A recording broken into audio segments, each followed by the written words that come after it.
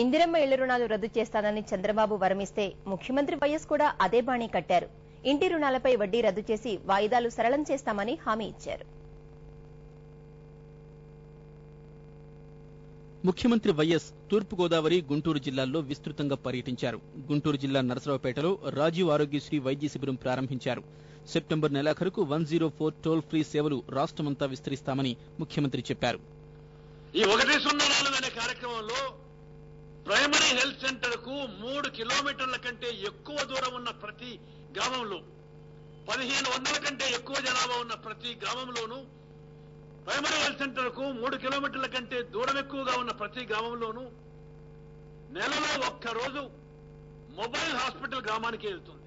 అంతకుముందు ఆయన గుంటూరు జిల్లాలో ఎడ్లపాడు మండలం మైదవోలులో స్పైసెస్ పార్కుకు శంకుస్థాపన చేశారు. పార్కు ఏర్పాటుతో భూములు కోల్పోతున్న వారికి ఉద్యోగాలు కల్పిస్తామని చెప్పారు. భూములు కోల్పోయిన వారి గురించి, ఆ కుటుంబాల గురించి ప్రత్యేకమైన శ్రద్ధ మీ స్థానిక శాసనసభ్యుడు రాజశేఖర్ గారు, మేము అందరం కూడా తీసుకుంటాం.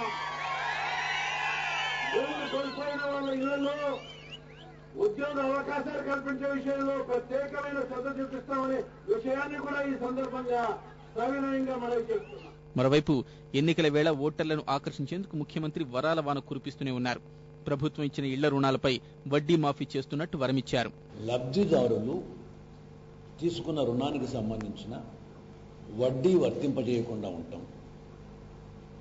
అది ప్రభుత్వం will compensate from the government side.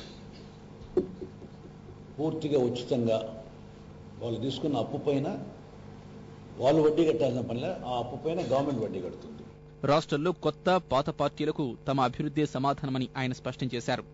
మహాకూటమి ఏర్పాటు వల్ల తమకు నష్టం లేదని, వారందరూ కలిసినా 10 ఓట్లు తమకే ఎక్కువ వస్తాయని ముఖ్యమంత్రి అన్నారు. ఎప్పట్లాగే 2 పత్రికలపై విమర్శలు కురిపించారు.